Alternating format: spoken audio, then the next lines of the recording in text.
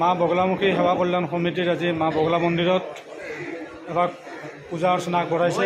মা বগলামুখী ইয়াতে আমাৰ আদৰ নম্বৰক অপূৰ্বৰ ওচৰত মানে চবে আহি পেলাই ইয়াতে বস্তু জমা দিছে।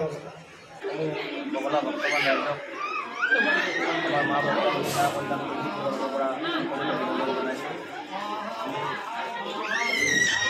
সকলো কাম শেষ কৰি পেলাই আমিও তাৰমানে বিদায় লৈছোঁ আৰু বগলা পৰিয়ালৰ সকলোৱে আহি ইয়াত উপস্থিত হৈ সহায় সহযোগিতা কৰি এই অনুষ্ঠানটো সাফল্যমণ্ডিত কৰাত আপোনালোকে যি অৰিহণা যোগালে তাৰ বাবে মা বগলামুখী সেৱা কল্যাণ সমিতিৰ সাধাৰণ সম্পাদক হিচাপে আপোনালোকক অশেষ ধন্যবাদ জ্ঞাপন কৰিছোঁ। সেয়ে আমি এতিয়া আহি শেষ পৰ্যায়ত উপস্থিত হৈছোঁ। আমিও এতিয়া ঘৰলৈ ৰাওনা হ'ব ওলাইছোঁ আৰু আশা ৰাখিছোঁ অনাগত দিনত আপোনালোকৰ পৰা প্ৰতিটো অনুষ্ঠানত এনেকৈ সহায় সহযোগিতা আমি পাম বুলি আমি আশা ৰাখিছোঁ।